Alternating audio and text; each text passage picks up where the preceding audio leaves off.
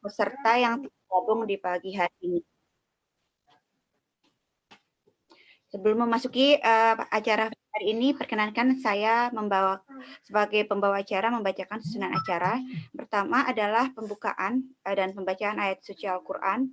Kemudian memasuki acara inti yaitu penyampaian materi oleh Ibu Arita dan sesi tanya jawab.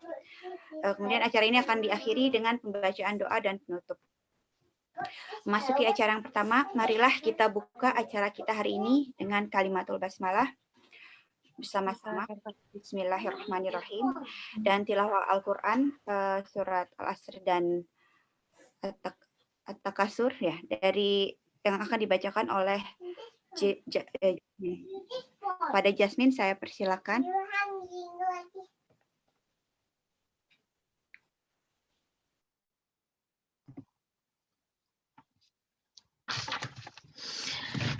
A'udzu billahi minasy syaithanir rajim.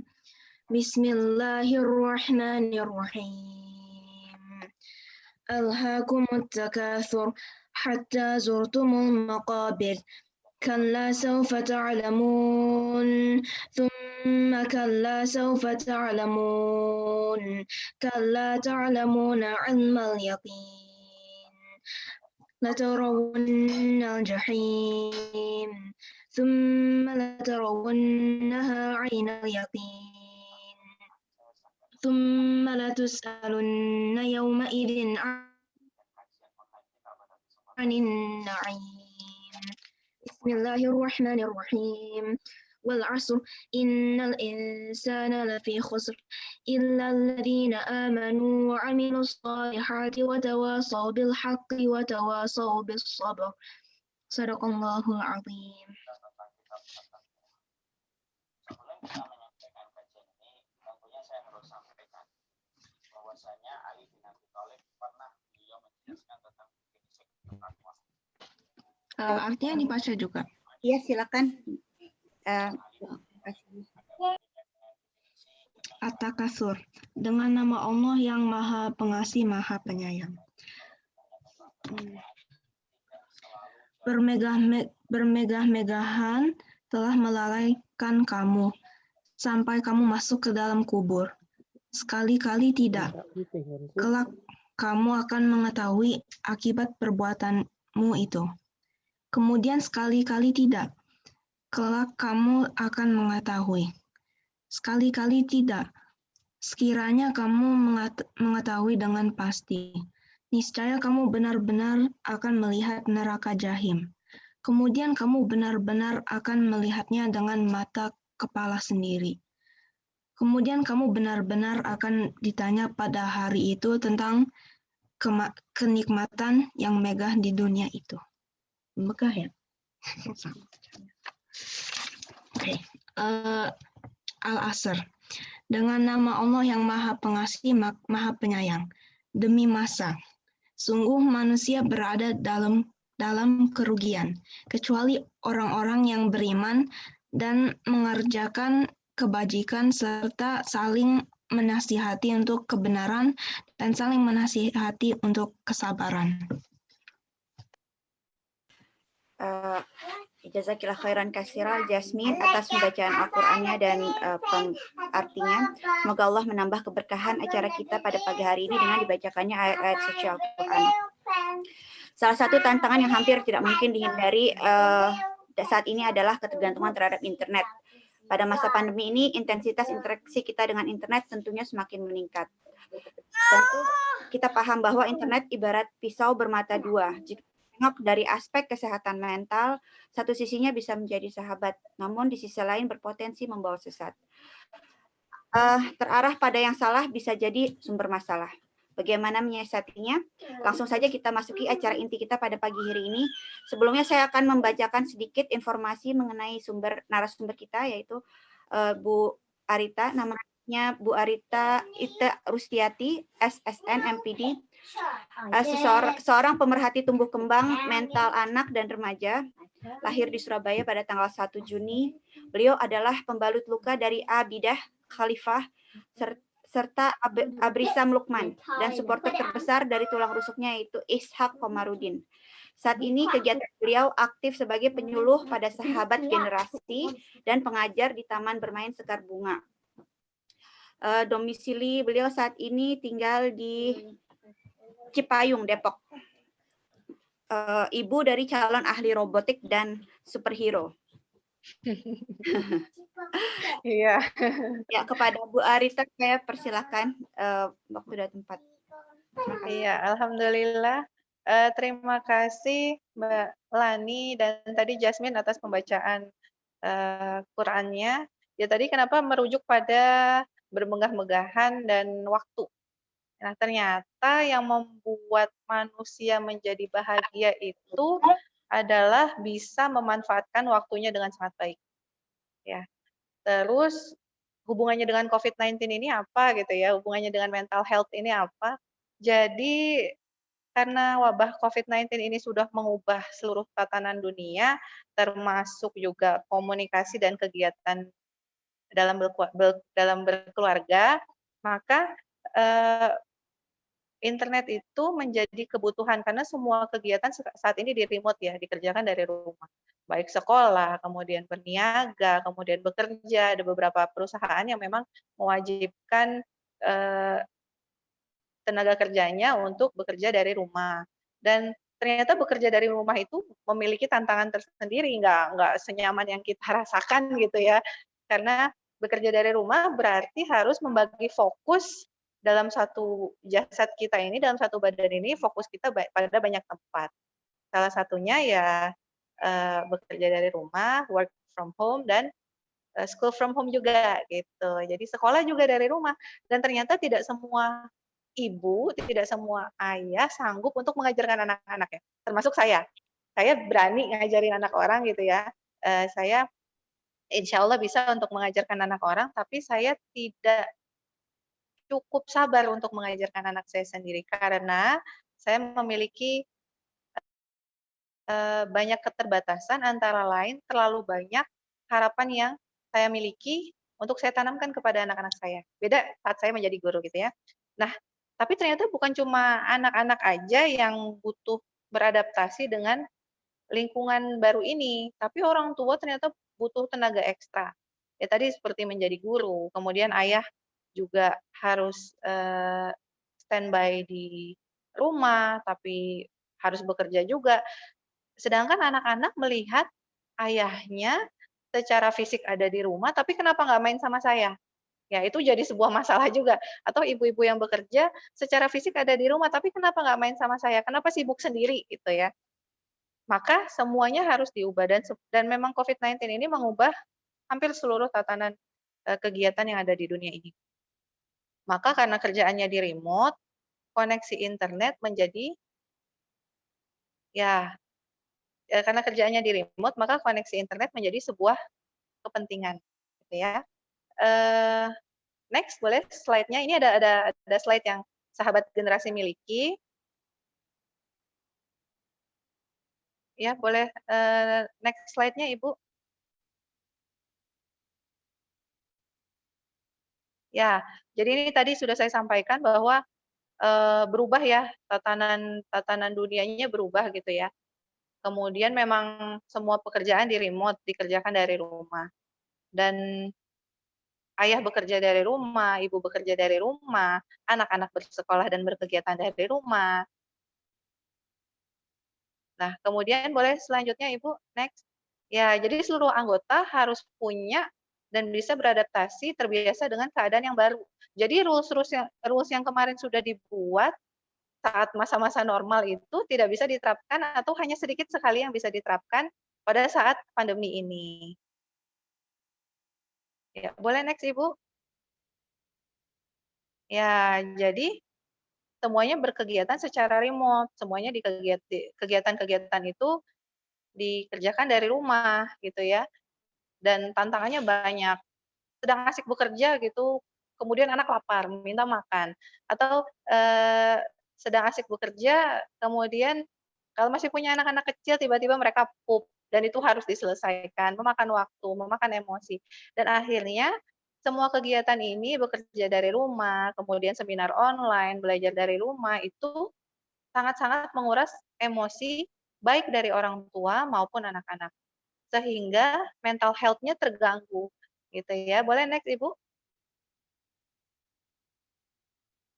Ya.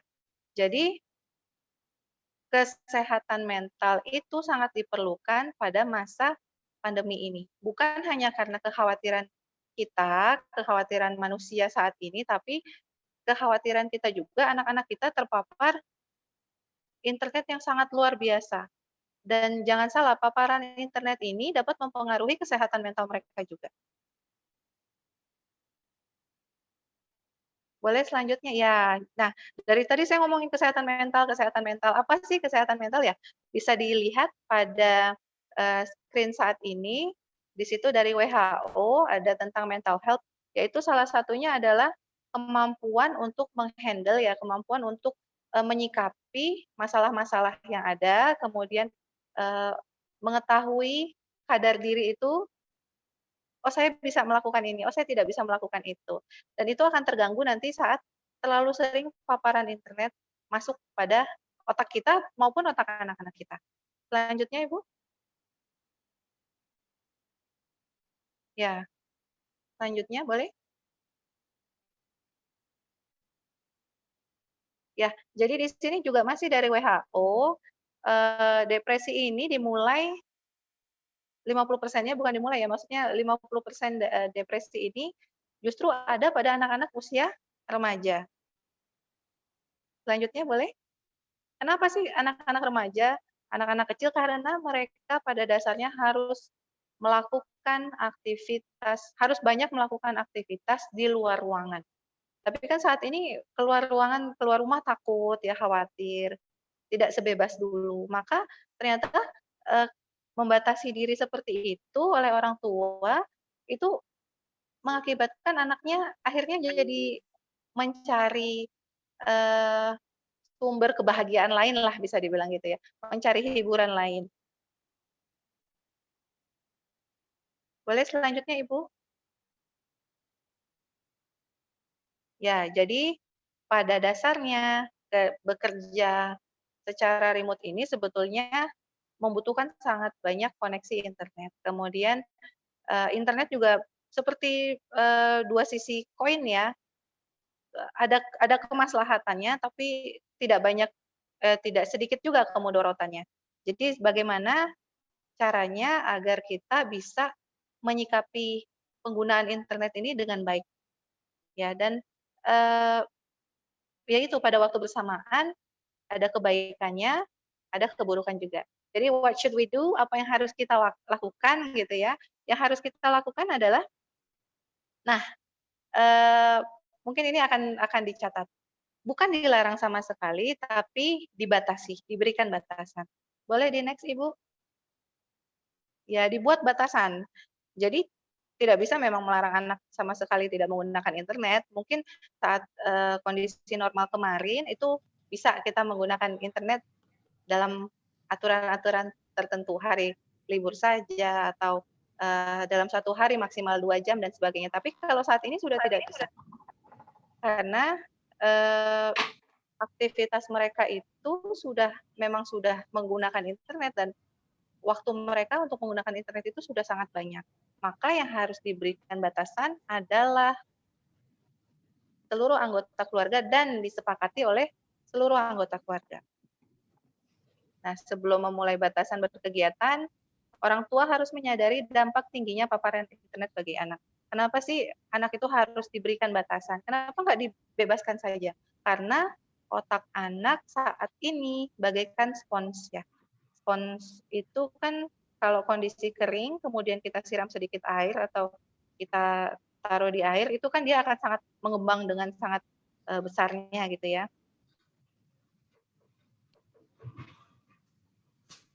Boleh selanjutnya Ibu?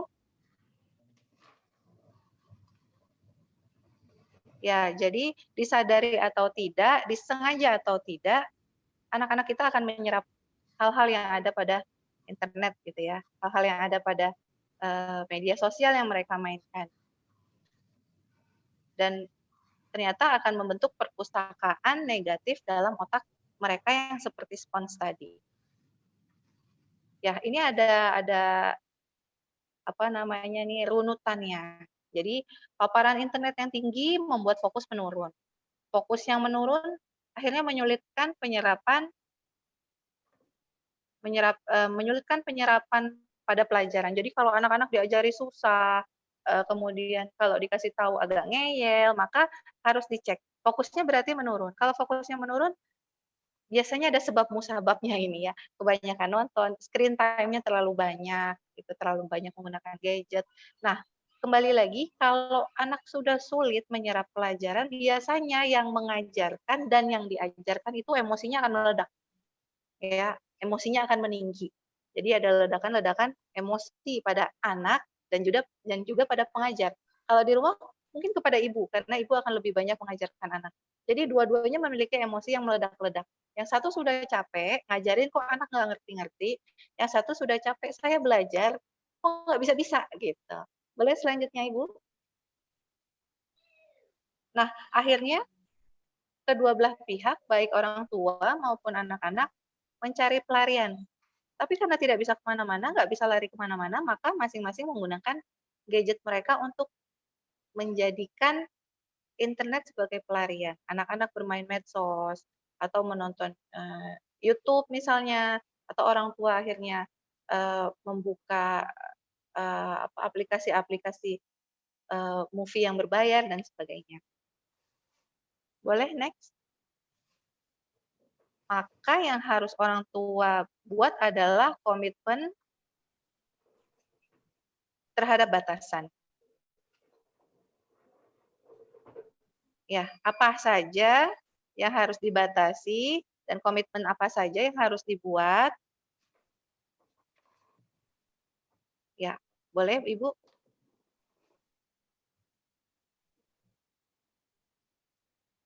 Ya, jadi kan tadi karena sudah terhubung dengan internet, maka orang tua harus bisa memetakan tujuan penggunaan internet itu untuk belajar. Ya, kemudian Ibu, jadi apakah betul internet itu digunakan untuk belajar? Next.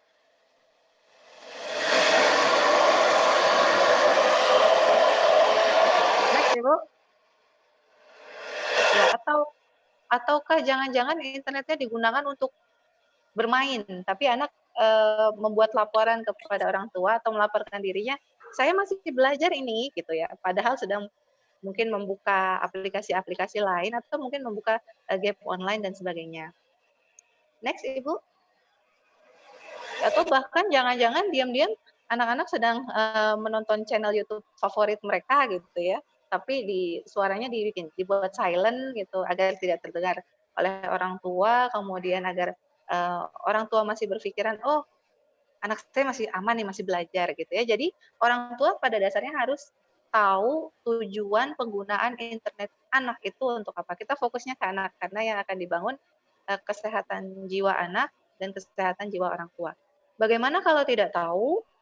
Ya, bagaimana kalau tidak tahu? Bagaimana kalau orang tua ternyata sulit untuk memetakan tujuan penggunaan internet? Maka klarifikasi. Betul nggak kamu mau gunakan ini untuk belajar? Diskusikan dengan anak.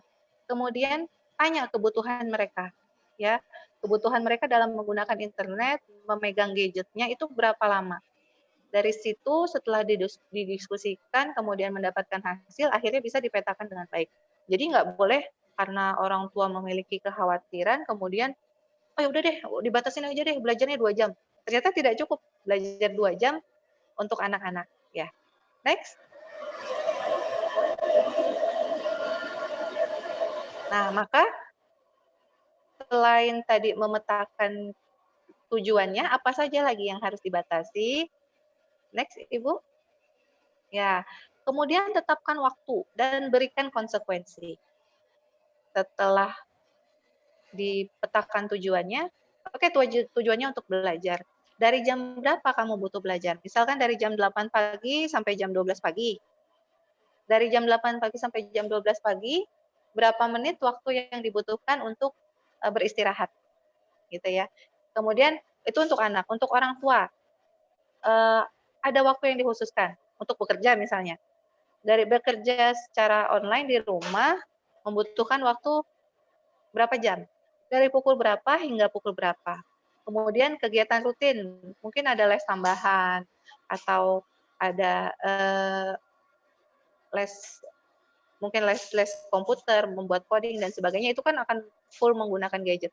Maka diatur waktunya, ditanya durasinya, berapa lama kamu akan berkegiatan, atau anak-anak meminta izin untuk menonton, berapa lama kamu membutuhkan waktu untuk menonton, dan berikan konsekuensinya.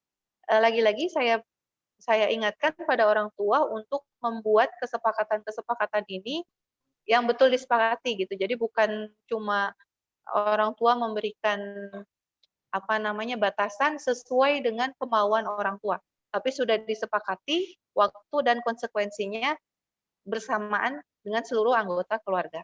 Boleh next, Ibu?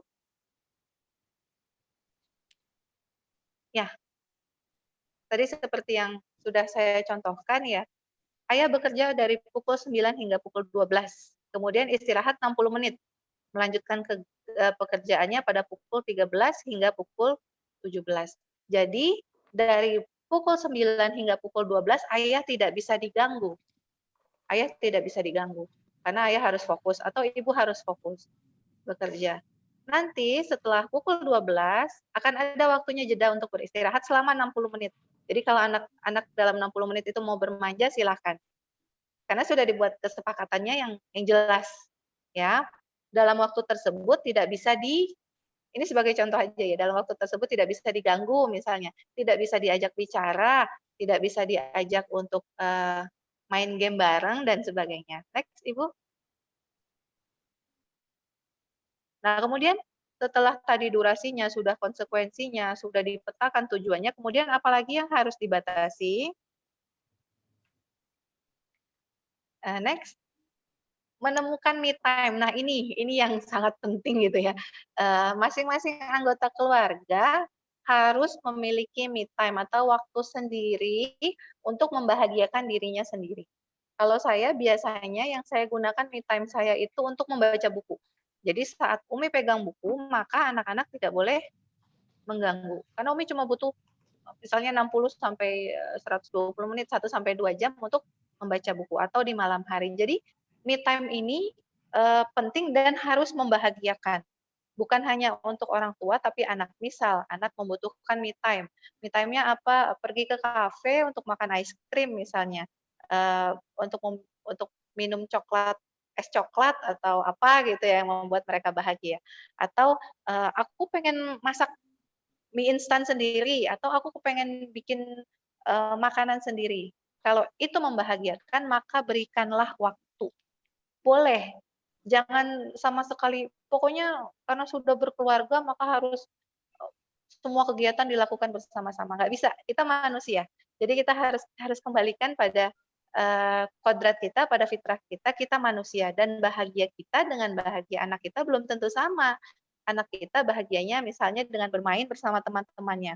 Tapi saat pandemi gini kan anak-anak kesian, nggak bisa bermain dengan teman-teman. Maka bantu mereka untuk mencari kebahagiaannya sendiri. Gitu. Boleh selanjutnya? Nah, jadi me time ini saya sarankan setidaknya paling minimal dalam 30 hari luangkanlah 1 hari saja untuk bahagia dan menjadi diri sendiri. Jadi kalau saya membutuhkan me time, maka saya berusaha untuk menitipkan anak-anak saya kepada orang tua saya gitu ya, di waktu orang tua saya agak santai atau menitipkan anak-anak saya pada adik saya. Kemudian saya akan keluar sebentar mungkin setengah sampai 1 jam untuk pergi minum kopi, untuk makan cemilan yang tidak diganggu oleh anak gitu ya. Nah, kemudian sadari bahwa me time ini bukan sebuah dosa. Jadi ya Allah, gara-gara me time ini aku menelantarkan anak-anakku gitu, itu agak berlebihan, berarti mental health-nya juga agak sakit gitu ya, tidak sehat gitu ya. Jadi kalau sedikit-sedikit merasa berdosa, aduh anak saya nih kalau saya lagi makan ini nggak ngajak anak-anak kayaknya nggak enak gitu. Solusinya kan bisa dibungkus makanannya atau dibawa pulang atau hari-hari berikutnya bisa pergi sama anak-anak. Tapi saran saya, baik orang tua ataupun anak harus meluangkan waktu 1 hari minimal dalam 30 hari atau mungkin 1 atau 2 kali dalam 1 bulan itu untuk menemukan me time-nya. Dan me time itu bukan kegiatan yang rutin. Kalau ada orang yang bilang, oke, saya me time, saya mencuci piring, maka itu bukan me time gitu. Mencuci piring itu sebuah tanggung jawab, bukan me time gitu. Atau saya ngepel atau saya nyetrika itu bukan me time karena itu rutinitas. Me time itu sesuatu yang dilakukan dan itu akan mengecas men-charge hari-hari kita ke depannya, men-charge emosi kita hingga menjadi emosi yang positif dan membahagiakan, kemudian kita siap menyalurkan energi positif itu, emosi positif itu kepada anak-anak kita. Next, Ibu. Nah, kemudian apa lagi yang harus dibatasi? Waktu keluarga. Agar tidak merasa berdosa karena sudah melakukan me time tadi, maka buatlah waktu untuk buatlah waktu yang dihabiskan untuk bersama keluarga. Buat batasan yang jelas tentang waktu berkumpul dalam keluarga kapan. Dan waktu dalam keluarga ini, batasan-batasan yang jelas ini sudah disepakati. Termasuk yang tadi me time. Oke, mama akan minta waktu hari Sabtu gitu. Kita membahas yang me time tadi, hari Sabtu pukul sekian sampai pukul sekian mama mau ada di coffee shop untuk minum kopi sendirian aja atau makan muffin atau apalah yang mama lakukan dan membahagiakan mama. Nah, setelah tadi maka harus ada waktu untuk keluarga agar tidak merasa berdosa atas me time yang tadi gitu ya. Waktu dengan keluarga juga harus dibuat batasannya. Apa saja batasannya? Batasan yang jelas dalam waktu kapan berkumpulnya, tanpa gadget, tanpa kesibukan lainnya. Boleh next, Ibu? Ya, kalau merujuk pada Abah Ihsan, ya Abah Ihsan ini seorang seorang motivator juga dan termasuk seorang yang saya jadikan panutan tentang mengatur waktunya dengan anak-anak. Jadi Abah Ihsan ini punya punya satu gerakan namanya 1821 dan ini juga sudah mulai dipakai di Bandung, kemudian di Depok juga ada beberapa wilayah yang menggunakan 1821 ini. Jadi itu namanya waktu berkumpul dengan keluarga. Setiap hari pada pukul 18 jam 6 sore sampai jam 9 malam gitu ya, disconnect gadget, TV, komputer, just connect with family. Jadi hanya berkumpul dengan keluarga. Next, Ibu. Apa saja yang dilakukan? Ya, yang dilakukan tadi dalam waktu keluarga adalah fokus pada kegiatan-kegiatan berkeluarga. Misalnya mengajarkan anak belajar, ya. Oh, maaf. Mengajarkan anak untuk belajar gitu ya, mendiskusikan materi yang sudah tadi pagi dipelajari atau mendiskusikan kegiatan pekanannya dan sebagainya. Bisa disyurokan gitu ya, dibuat kesepakatan-kesepakatan. Pada awalnya memang membuat batasan-batasan itu dianggap rumit bagi sebagian orang ya. Jadi dibikin sulit lah buat sebagian orang gitu ya. Repot sih kayaknya kalau kegiatan-kegiatan itu dibatasi gitu ya. Kegiatan-kegiatan dibatasi itu kayaknya repot sekali. Terus ngapain sih pakai dibatas-batasin?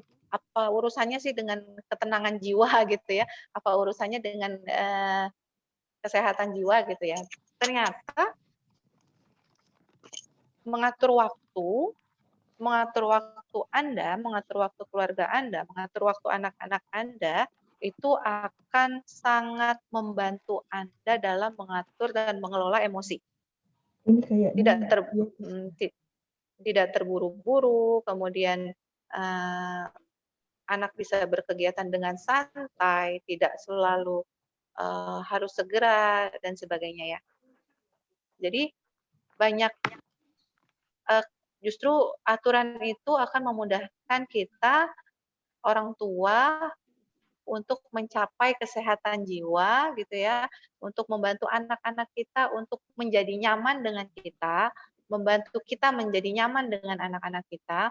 Kegiatan online yang menjadi saat ini kurang lebih setahun ini itu menjadi rutinitas, itu tidak akan terlalu berat gitu ya. Tidak akan terlalu berat dihadapi oleh orang tua dan anak-anak. Tapi harus diwaspadai juga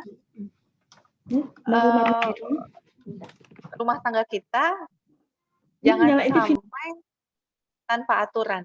Ya jangan sampai ya sudahlah let it flow aja gitu. Itu nggak bisa kayak begitu ya.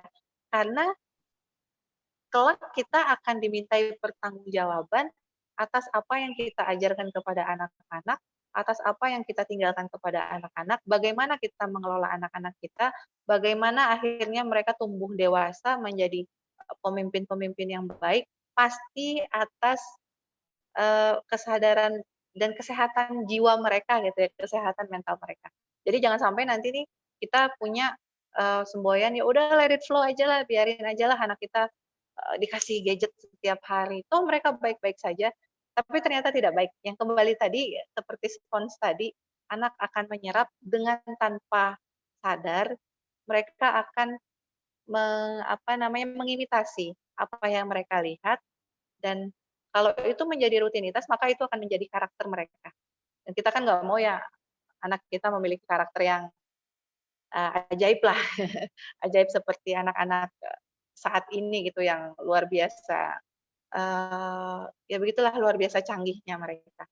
Oke, next. Nah, kalau ibu-ibu, teman-teman sekalian merasa repot nih Bu Rita nih pakai ngajarin bikin bikin batasan-batasan gitu ya.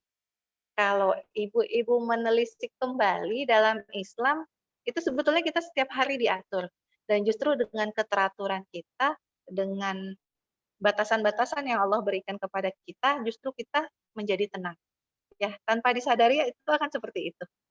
Ya, batasan-batasan yang Allah kasih kepada kita itu dari mulai membuka mata hingga menutup mata kembali itu membuat kita menjadi tenang.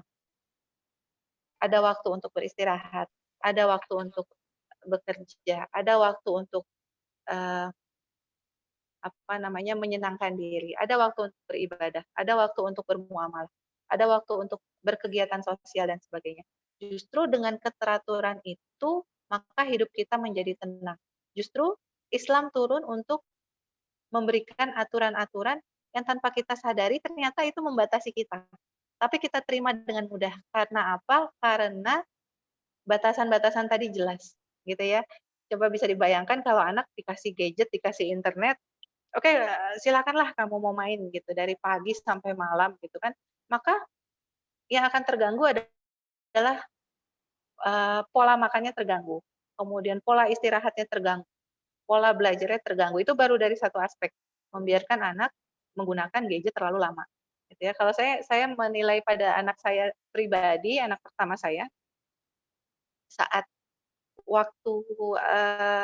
waktunya tidak dibatasi untuk menggunakan gadgetnya gitu ya. Biasanya Sabtu atau Ahad dia boleh pilih mau main laptop atau mau pegang tablet. Kalau terlalu lama itu biasanya diajak untuk berkomunikasi itu agak susah. Kalau diajak berkomunikasi itu susah, maka biasanya itu akan memancing emosi gitu. Jadi memang seperti itu ya. Tanpa kita sadari, oh internet itu mengganggu kesehatan jiwa kita kalau terlalu banyak kita gunakan. Atau pada orang tua juga bisa. Kebanyakan mendapat informasi tentang COVID-19 ini misalnya. Itu kan akan muncul perasaan was-was, tidak tenang. Pilek sedikit rasanya, oh jangan-jangan saya kena COVID. Atau ada orang yang demam sedikit, wah harus dites swab dan sebagainya. Gitu ya. Jadi seperti itu, batasan-batasan ternyata justru memudahkan manusia untuk melakukan kegiatan mereka dan membuat hatinya menjadi tenang. Karena sudah dalam Islam itu sudah dibuat batasan-batasan yang jelas. Next, ya, maka saya mengajak eh, ibu-ibu dan mungkin ada bapak-bapak yang saat ini mendengarkan, yang sedang mendengarkan streaming ini, mari siapkan batasan dalam keluarga Anda. Sepakati demi menjaga kesehatan jiwa keluarga. Jadi disepakati, bukan ditembak langsung lah istilahnya ya. Oke, boleh nonton TV jam sekian sampai jam sekian gitu. Terserah anak mau setuju atau tidak begitu ya, tapi disepakati. Biar hatinya mereka menjadi tenang, hati anak-anak tenang, dan hati kita orang tua menjadi tenang juga gitu, dan bisa bersinergi dengan baik. Ya, itu saja materi yang sudah saya sampaikan. Kami dari SG berusaha untuk membuat generasi yang cerdas dengan menggunakan internet secara sehat. Ya, apa setelah ini mungkin ada sesi tanya jawab, Ibu Diana, Ibu Lani? Ya, Ya, insya Allah kalau ada yang ingin ditanyakan dari para peserta pada materi pada Ibu Arita ini, silahkan.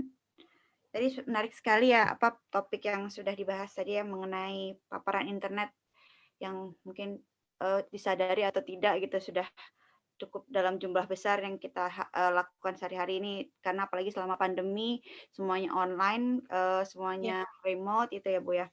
Dan apakah kita sudah membuat batasan-batasan yang disepakati oleh setiap anggota keluarga dalam penggunaan internet Iya, itu betul. belum gitu? Apakah kita sudah menyadari atau belum? Apakah kita sebagai orang tua ini menyadari juga dampak dari internet yang ternyata tidak bisa kita abaikan seperti itu ya Bu ya. Dan itu bisa berpengaruh terhadap kesehatan mental kita, Iya, kesehatan mental anak kita juga kayak gitu ya Bu ya. Terus kemudian tadi juga Bu Arita mengidentifikasi tujuan dari penggunaan internet. Apakah kita sudah melakukan hal itu? Apakah kita sudah membuat anak-anak kita mengerti tujuan dari penggunaan internet tersebut gitu. Terus jangan lupa untuk menetapkan waktu dan konsekuensi dari setiap keputusan-keputusan kita gitu. Jadi jangan aturan ditetapkan tapi nggak konsekuen gitu ya Bu ya. Aturan aja cuman ya udah biarin aja aturan-aturan yang kegiatan sehari-harinya beda lagi kayak gitu. Kemudian selain itu untuk membantu kita menjaga kesehatan mental juga Ibu Arita tadi menjelaskan mengenai masalah me time. Walaupun semua juga pasti menyadari batasan-batasan me time itu jangan sampai menelantarkan kewajiban-kewajiban kita ya Bu ya. Iya, betul. Ya waktu dalam keluarga yang sudah digalakan di Indonesia juga banyak dari Aba Ihsan yang seperti Ibu Arita bilang jam 18.21 supaya kita fokus pada keluarga kita untuk membangun kedekatan dengan seluruh anggota keluarga gitu antara satu sama lain. Jadi dengan kedekatan yang semakin kuat, bonding yang kuat antara anggota keluarga, otomatis lebih mudah kita juga untuk saling menasihati, itu memberikan masukan-masukan kepada anak ya Bu ya. Iya. Dan dengan justru dengan keteraturan ini dan batasan-batasan yang jelas itu nanti akan memberi efek positif kepada kesehatan mental kita. Jadi lebih tenang, dan dengan ketenangan itu akan memudahkan dalam mencapai tujuan-tujuan, dalam melakukan aktivitas ya Bu ya. Para peserta acara online hari ini, apakah ada yang ingin ditanyakan langsung kepada Ibu Arita? Assalamualaikum. Waalaikumsalam warahmatullahi wabarakatuh. Waalaikumsalam warahmatullahi wabarakatuh. Silakan Kak Yani. Ya, terima kasih. Masya Allah ya, sangat menarik sekali materinya Bu, ya luar biasa ya. Kebetulan Alhamdulillah. kami juga dengan suami menjadi Abah Ihsan tuh menjadi panutan kami ya. Kami sudah mulai mengikutinya itu sejak 2009. Jadi ketika dan anak sekarang sudah berumur 19 tahun gitu. Jadi ketika mereka kecil itu sudah mengikuti arahan-arahan dari Abah Ihsan gitu. Namun jujur saja dalam menerapkan apa yang sudah kita dengar, kita ikuti dari seminar-seminar Abah Ihsan, kadang memang tidak bisa 100% ya kami mengakuinya. Ada kadang-kadang tidak dalam perjalanan itu nggak bisa juga ada saja gitu ya ujian-ujiannya, halangan-halangannya, sehingga tidak bisa menerapkan 100% seperti yang diterangkan oleh Abah Ihsan misalnya. Nah, Tapi kami merasakan efek yang sangat luar biasa ya Bu, terhadap apa yang telah kami ikuti, kami panuti yang dilakukan oleh Abah Ihsan gitu. Jadi yang ingin saya tanyakan sekarang adalah jadi menyangkut dengan kondisi pandemi ini, kan memang tadi sebagaimana Ibu jelaskan mengenai penggunaan internet yang memang sudah sangat ini ya, keharusan rasanya seperti itu karena mereka belajar dan lain-lain gitu. Yang maksud saya begini, apakah boleh misalnya untuk untuk dari sisi kami melihatnya apakah itu untuk keamanan gitu ya, apa dan hal-hal lain yang mungkin kita tidak inginkan, misalnya begini, kita menggunakan satu ruangan itu digunakan bersama gitu ya oleh semua anak kita dalam ketika mereka menggunakan gadget gitu. Tapi kita juga memberi mereka privasi ruangan tersendiri masing-masing ketika mereka melakukan teleconference misalnya. Nah, apabila selain daripada telekonferensi itu boleh nggak anak-anak itu mereka semuanya kita juga ada di situ dalam satu ruangan gitu. Apakah itu bisa membuat anak-anak tidak nyaman atau itu bagaimana, Bu? Itu mohon penjelasannya. Ya. Ya, baik. Terima kasih, Bu. Jazakillah khairan. Assalamualaikum warahmatullahi wabarakatuh. Waalaikumsalam warahmatullahi wabarakatuh. Mbak Lani ini bagaimana, bisa dijawab langsung atau? Ya, kayaknya langsung dijawab aja satu-satu ya. Oh iya. Mbak Kita ya. Ya, jadi seperti yang anjuran yang Abah Ihsan ya, kita saat ini merujuknya pada Abah Ihsan ya, karena ada waktu yang beliau tetapkan untuk menjadi batasan waktu kumpul keluarga. Jadi Bu Yani, yang Abah Ihsan sampaikan itu hanya garis besar. Ya, maka tidak bisa diterapkan 100%, betul. Dalam keluarga saya juga tidak bisa diterapkan 100%, karena waktu kumpul bersamanya itu, waktu kumpulnya tidak bersamaan. Seperti suami saya itu masih bekerja dari kantor, dan pulang itu kadang agak larut gitu ya, maka digunakannya waktu lain. Misalnya Ahad pagi gitu, jadi waktunya tidak selalu saklek 18.21, tapi bisa diganti durasinya atau dipindah harinya gitu ya. Itu cuma patokan, kemudian implementasinya akan berbeda pada tiap keluarga. Tuh. Kemudian apakah boleh untuk keamanan, untuk menghindari hal-hal yang tidak diinginkan saat anak menggunakan gadget, ada orang tua di sekitarnya, gitu ya, ada orang tua di sekitarnya. Jadi kasarnya mah orang tua nguping gitu kali ya. Orang tua nguping sambil ngintip-ngintip apa sih yang anak kerjakan gitu. Yang saya anjurkan pertama adalah berikan kepercayaan kepada anak.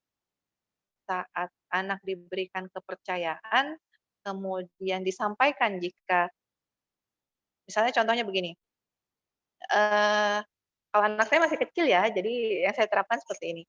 Kakak Abidah, Umi kasih waktu main tabletnya, dilihat ya, jamnya dilihat.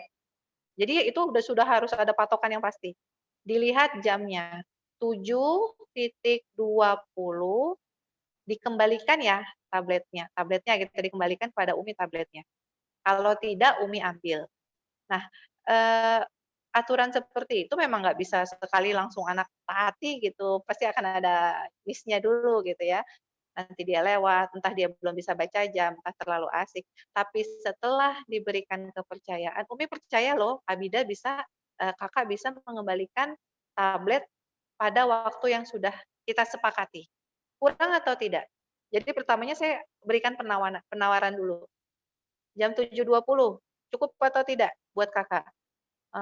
Tambah 5 menit nih, oke 7.25, dikembalikan ya. Kalau kakak tidak kembalikan, Umi sedih banget loh.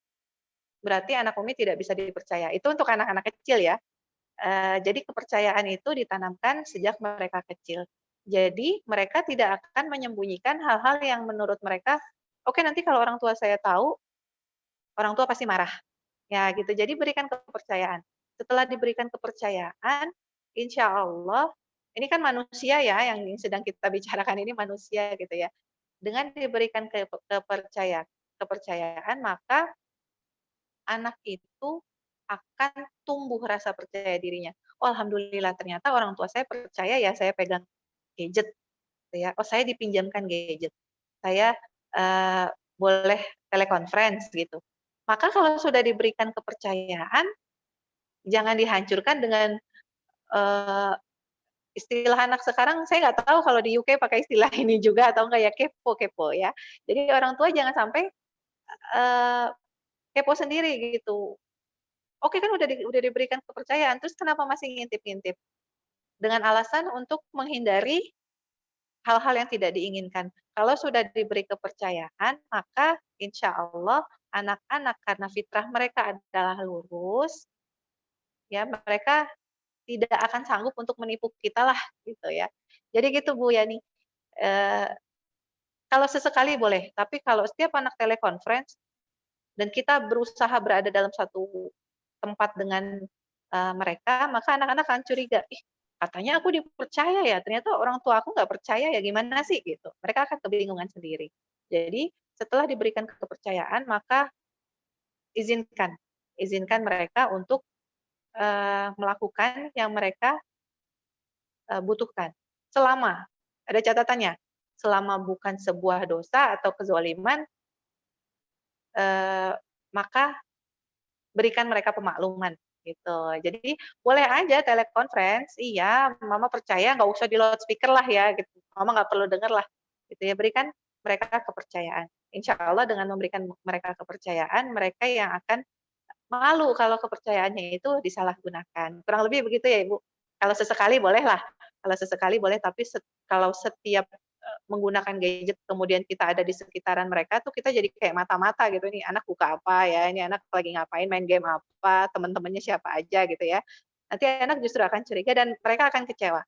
Karena ternyata tidak dipercaya itu tidak enak loh gitu. Kurang lebih begitu ya Bu Yani, afwan kalau ada yang kurang berkenan.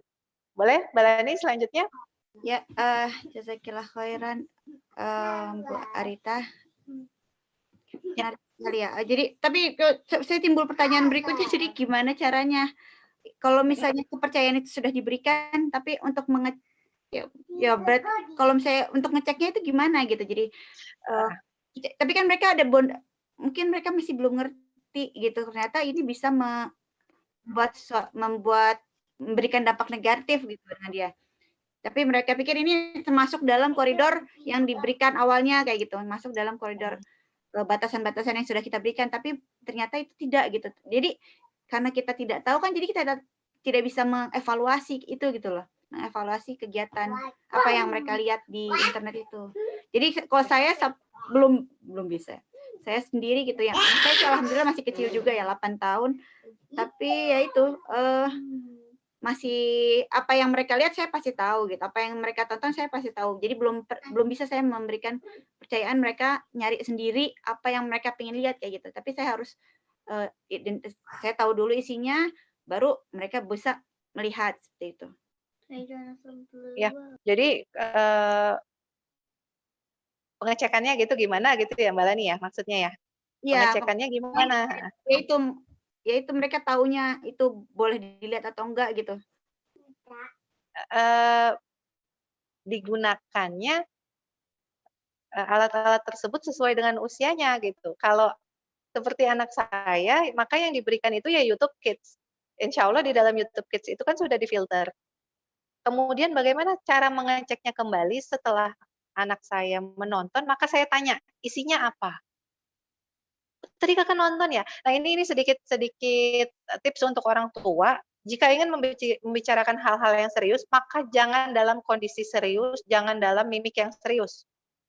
Itu pasti mental ya, di otak anak itu pasti, ngomong apaan lagi nih gitu ya. Tapi kalau mau memberikan input serius, maka dikerjakan dalam waktu santai.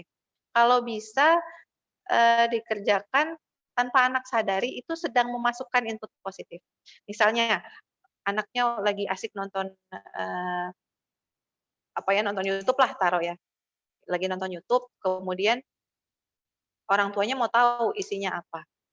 Duduk aja di samping mereka, terus tanya, "Wih, kayaknya seru nih. Kayaknya seru. Kakak nonton apaan sih?" Jadi jangan, "Ayo nonton apa itu? Apa itu? Apa itu yang ditonton?" Jangan begitu. Anak juga nanti akan baru buka ini gitu ya.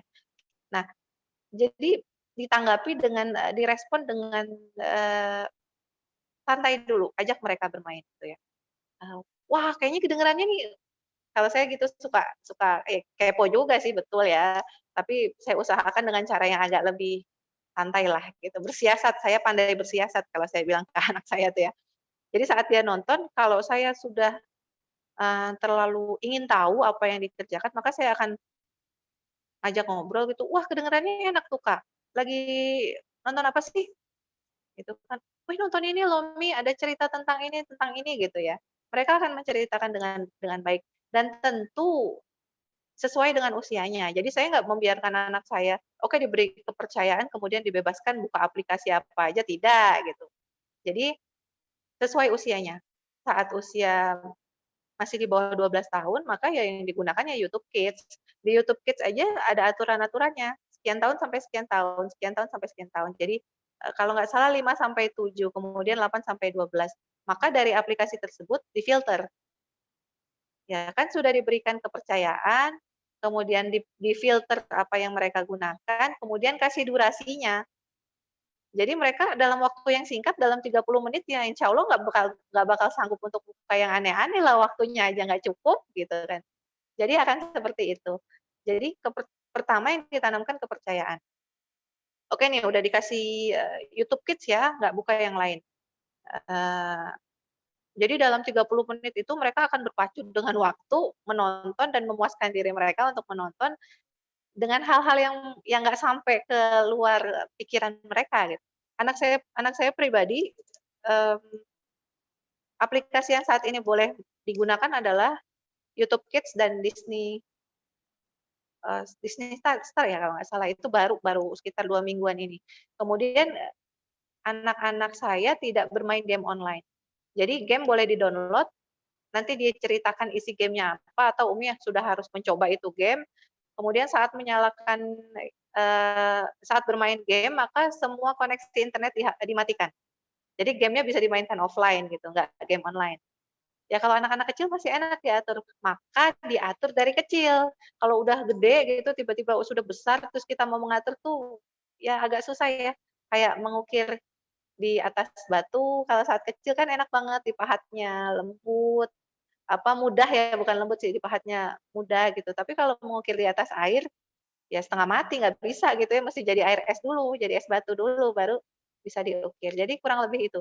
Jadi bukan kalau saya berikan tips, berikan kepercayaan, bukan 100% percaya, tapi sesekali dicek, sesekali eee, dicek apa yang mereka lakukan, kemudian diberikan, aplikasi atau game atau gadget sesuai usianya, kemudian kalau ingin mengecek maka gunakan bahasa yang santai, waktu yang santai, tidak men-judge gitu ya, "Ayo habis buka apa tuh?" Ya itu anak langsung, "Ah males ceritanya," gitu ya. Tapi kalau, "Wih kedengerannya seru nih, ceritain dong," gitu.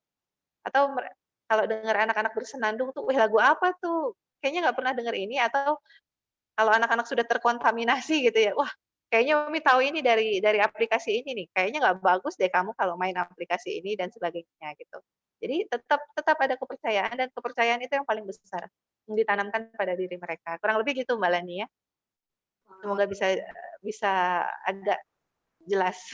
ya jelas jelas dapat insight juga barusan, yaitu Iya, tentang bagaimana betul. cara kepo yang baik, cara kepo yang Cara kepo cara kepo cara yang kepo tanpa disadari gitu. tepat, bisa, Mhm, efektif gitu ya untuk menggali apa yang mereka tonton atau apa yang sudah mereka lihat tadi. iya Terus, betul. ya, saya berikan kesempatan lagi kepada para peserta acara hari ini yang ingin bertanya langsung kepada Bu Arita ini sebagai pakar dari sahabat generasi, pakar pendidikan ya, dari sahabat generasi, silakan. Ya, saya mau tanya ya Bu Arita ya. Ini Oh, mungkin ada silakan. beberapa, kebetulan anak saya udah gede-gede ya, tapi beberapa teman-teman itu merasa exhausted, ibunya yang kecapean. Karena seperti tadi mungkin sama dengan di Indonesia, di sini juga sama buat anak-anak yang usianya mungkin primary gitu ya, anak SD itu tugasnya macam-macam kan dari gurunya selama online ini. dari mulai menempel, menggambar, harus ngefotoin, harus nge-submit, semua ibunya. Sehingga ibunya double-double gitu kerjaannya.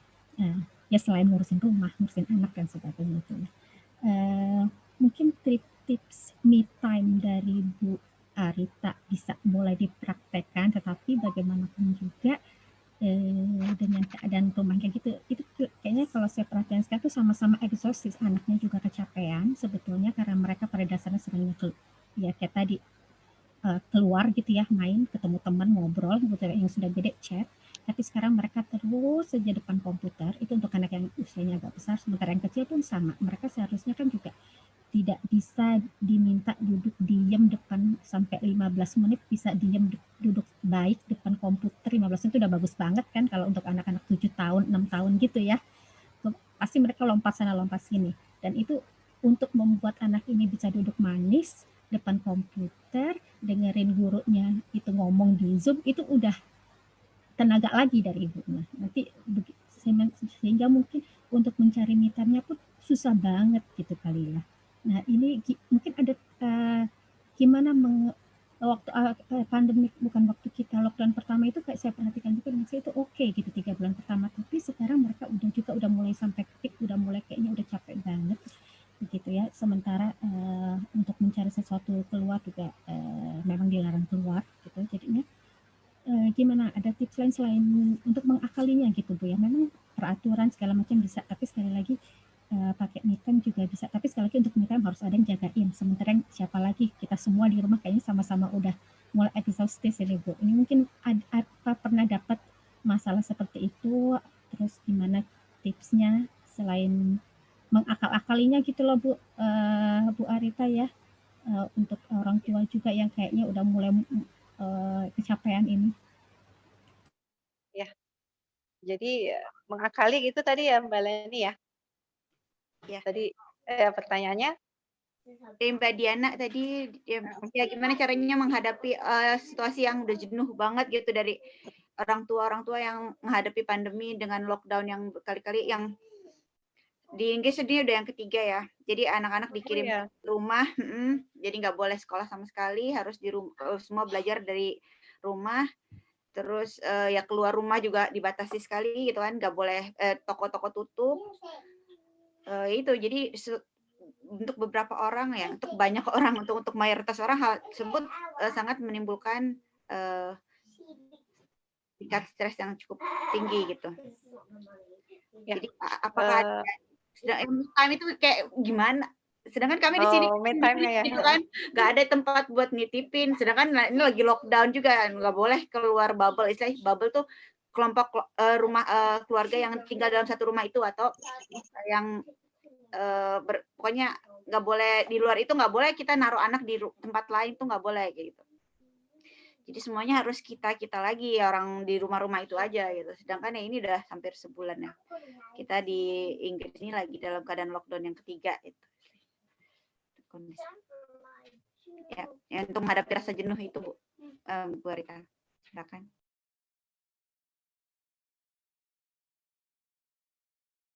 Sepertinya ada masalah koneksi ya dengan Bu Arita ya. Iya, itu nggak bisa. Ya, jadi agar kita tidak kecewa, maka turunkan ekspektasi.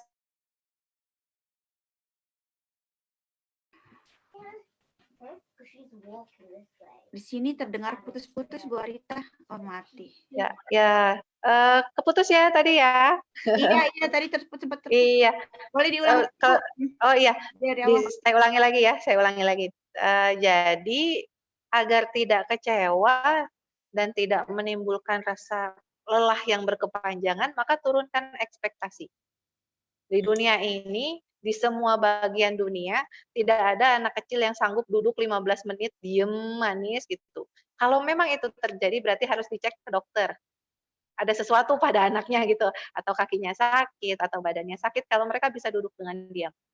Maka agar orang tua tidak terlalu lelah karena tidak bisa me time, turunkan ekspektasi. Tapi juga nggak benar-benar dilepas gitu ya. Misalkan tugas, saya orang tua yang sangat memudahkan tugas gitu ya.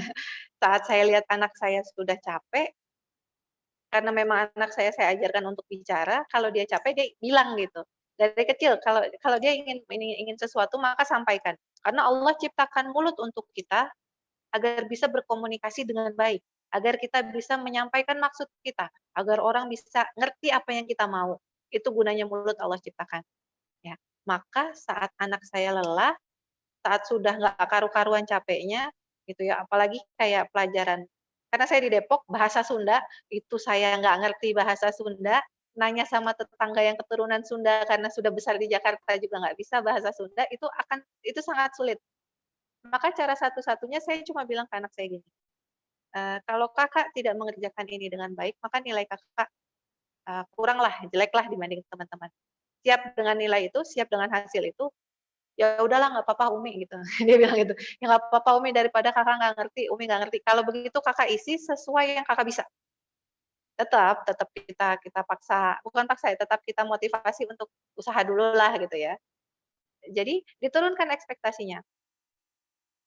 Walaupun di bawah standar nilainya, tapi tidak stres. Si anak tidak stres. Kalau anak tidak stres, insya Allah kita juga nggak stres. Apa yang mau di-stresin dong gitu kan? Apa yang mau dibikin pusing kalau memang kemampuannya saat ini hanya segitu. Gitu ya. Jadi turunkan ekspektasi kita, tidak bisa menuntut terlalu banyak. Gitu. Memang tugas-tugas anak saat ini banyak sekali gitu. Di Indonesia juga satu anak tuh bisa 15 mata pelajaran, 10 kelas, anak saya itu kelas 2 SD itu pelajaran agamanya aja ada fikih, bahasa Arab, kemudian Al-Quran hadis, belum lagi tahfiz, kemudian pendidikan agama Islam. Jadi itu dalam satu pelajaran aja sudah banyak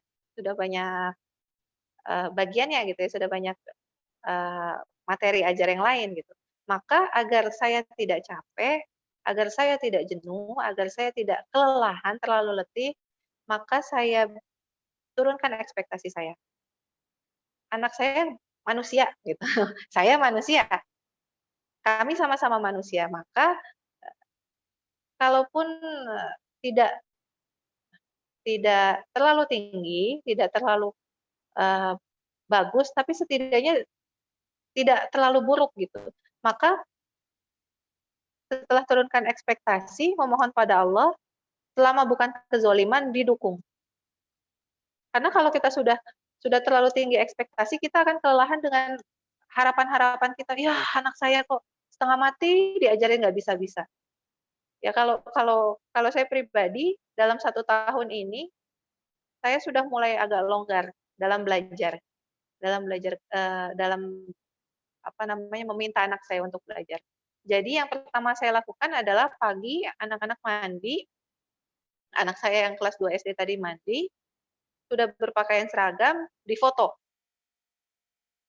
Setelah difoto, kirimkan fotonya kepada wali kelas, setelah itu silakan bermain. Sampai Umi panggil, maka kakak siap belajar. Jadi gitu, dari mulai dia selesai mandi itu jam 7, biasanya jam 7, dia akan punya waktu 2 jam untuk bermain, entah di depan teras gitu ya, entah sama adiknya, entah sama teman-temannya sebelah rumah gitu. Kalau Umi sudah panggil, maka siap untuk belajar. Nah, saat durasi belajar itu, saat waktu belajar itu, misalnya jam 9 sampai jam 11, jika di tengah-tengah waktu belajar dia capek, maka dia boleh istirahat. Jadi targetnya diturunkan, harapannya diturunkan, tapi terpenuhi. Jadi syaratnya itu. Kalau tidak bisa me time, maka ekspektasinya diturunkan. Harapan-harapannya diturunkan dulu. Karena kalau kita mengejar harapan yang terlalu tinggi, maka kita akan capek. Kalau kita capek, pasti marah-marah. Kalau kita marah-marah, seisi rumah udah nggak karu-karuan rasanya. Nah, jadi kurang lebih gitu Bu Diana ya, Mbak Lani. Iya, jazakillah khairan. Iya, benar juga. Ya, Setuju banget. Ya. Ya, kayaknya untuk menjaga kesehatan jiwa kita, perlu menurunkan ekspektasi. Tanpa disadari mungkin saya selama ini seperti itu. Karena saya juga begitu, kayak anak saya punya tahfiz ya, hafalan saat ini hafalannya sampai juz 30, saat ini di juz 30, mulai dari surat Al-Alaq sampai dengan An-Naba. Dan anak saya baru setoran 2,5 surat, sedangkan teman-temannya udah mau selesai gitu. Saya sampaikan, kalau kakak mau Umi paksa untuk mengejar sampai An-Naba, maka kakak akan stres, capek, pasti capek. Kakak capek, Umi capek, karena Umi memburu kakak untuk cepat hafal. Kalau kakak bisa memaklumi diri kakak, oke, saat ini kakak cuma bisa 2,5 surat, maka kakak harus bersabar dengan hasil yang kakak dapatkan. Jadi gitu, diberikan pengertian. Biar kitanya juga nggak capek. Dulu ya Allah, saya zolim banget sama anak. Sampai dimarahin sama suami gitu. Yuk, anak disuruh hafalan, dimarahin melulu. Akhirnya saya turunkan. Ya sudah, memang nggak bisa. Apalagi anak saya, Abida ini kinestetik. Jadi dia harus bergerak dengan lincah, dia capek, baru dia belajar. Kalau dia tidak habis tenaganya, maka dia nggak akan bisa menyerap pelajaran dengan baik. Nah, itu luar biasa kan? Lagi masa pandemi gini, dia paling lari-lari sampai ke lapangan main hahaha, dia pulang lagi dia siap untuk belajar gitu. Jadi harapannya harus diturunkan dan lumayan jauh menurunkannya gitu. Ya gitu kira-kira Bu Diana dan Mbak Lani, silakan. Terima kasih Bu Arita. Ini ada satu pertanyaan lagi yang sudah dituliskan di kolom chat oleh Bu Aisyah. Mau tanya Bu, kalau kasih waktu main game online untuk rewards, karena misalnya seminggu sudah sholat setiap hari, apakah boleh? Jadi mengkaitkan antara kebiasaan sholat setiap hari dikasih rewardnya itu game online. Apakah boleh seperti itu Bu? Jazakillah khairan. Kasih sebelumnya. Ya, jadi Bu Aisyah ini bertanya tentang kalau anaknya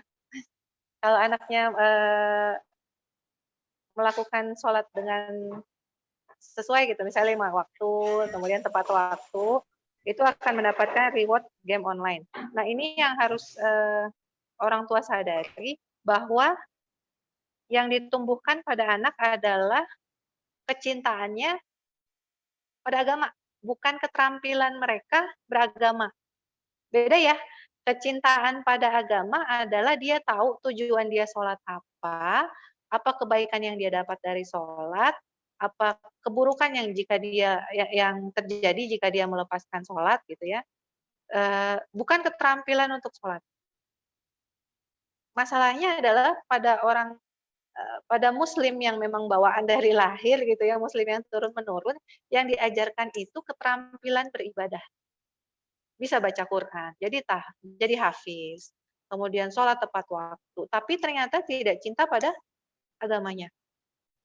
Jadi nyelewengnya gampang kalau tidak cinta itu. Tapi kalau dibuat cinta, dari kecil dibuat cinta, maka ibadah itu bukan hanya jadi bukan hanya jadi kegiatan rutin, tapi jadi kebutuhan. Bagaimana caranya saat sudah sholat dengan baik, sholatnya teratur, tepat waktu, maka reward-nya diganti, jangan jadi game online.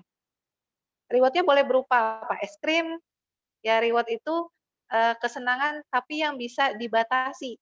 Kalau game online itu kan, jadi gini, ibu-ibu yang harus disadari, game online itu tidak menyenangkan. Kalau ibu-ibu lihat, anak-anak yang bermain game online itu bukan senang, tapi mereka jadi kompetitif. Ya saya ngelihat dari anak-anak tetangga, atau anak saya sendiri juga kadang-kadang, bukan game online memang yang dimainkan anak saya, game offline gitu ya, jadi game yang bisa di-download tanpa koneksi internet. Tapi saat pada level tertentu dia tidak bisa mencapai target, itu dia akan stres. Kesel banget nggak bisa, dan sebagainya, dan sebagainya. Kalau masih ragu dengan kalimat saya barusan, bisa dicek di YouTube, itu ada main bareng yang direkam secara online, dan itu yang keluar saat bermain game online itu kata-kata makian, bukan rilis stresnya, rilis capeknya, kemudian menjadikan game online bisa sebagai reward. Kayak kalau saya pribadi, saya tidak setuju game online dijadikan sebagai reward, karena lebih banyak mudorotnya. Jadi kalau mau menjadikan reward, boleh bermain game gitu ya, boleh bermain game di handphone gitu, tapi jangan sampai online. Karena kalau sampai online itu mereka akan sangat kompetitif. Misalnya bermain membangun rumah, kemudian rumahnya diserang. Itu yang keluar itu akan merasa marah, rasa kesel, kenapa sih udah bangun rumah capek-capek dibakar, dihancurin gitu ya. Kalau ada beberapa game yang seperti itu atau main game yang, tembak-tembakan gitu kan ada juga. Jadi game online itu bukan solusi untuk memberikan reward pada anak. Maka ditanya, kalau kamu dibuat kesepakatan lagi nih, dibikin batasan lagi, tanpa disadari tentu ya, kan kita orang tua harus menjadi, orang yang pandai bersiasat gitu. Kalau saya selalu bilang itu kepada anak saya, Umi tidak pernah bohong sama Kakak, silakan cek kapan Umi pernah bohong, tapi Umi pandai bersiasat. Jadi dari siasat kita itu bukan kebohongan yang kita atur, tapi memang, mmm, cara lain untuk membatasi mereka tanpa mereka sadari.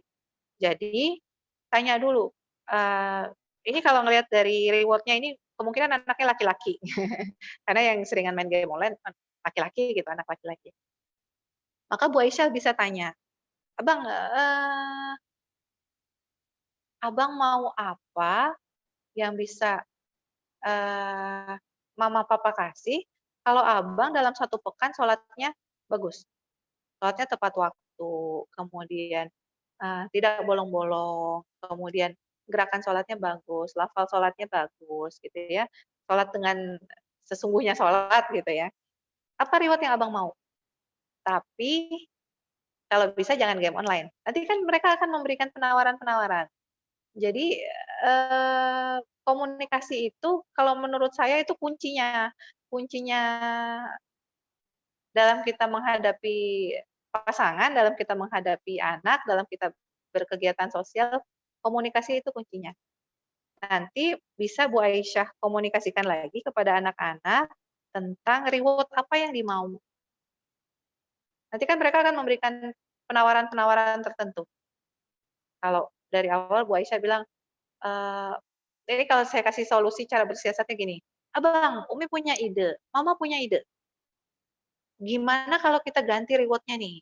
Kan Abang makin lama sholatnya makin bagus nih, reward-nya kan harus naik lagi. Kira-kira Abang maunya apa?" Tanpa mereka sadari, ini mereka sedang diatur sebetulnya oleh orang tua gitu ya, diatur oleh Bu Aisyah gitu. Reward-nya apa? Tapi sih menurut Mama kalau bisa jangan game online, karena kan Abang levelnya udah naik nih.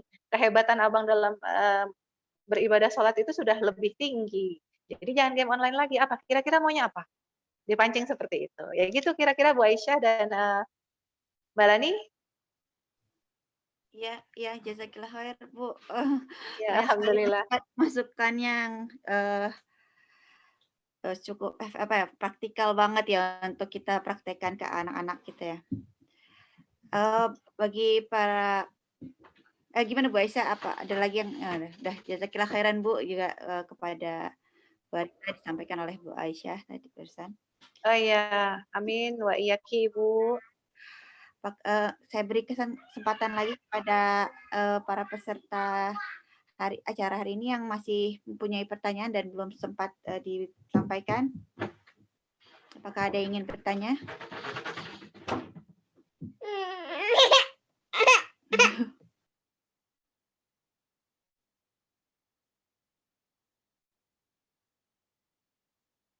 Ya, bagaimana? Eee, Oh ada ini ada yang nangis. Belum ada ya lagi, ya. sepertinya belum ada pertanyaan lagi. Iya. Ya, eee,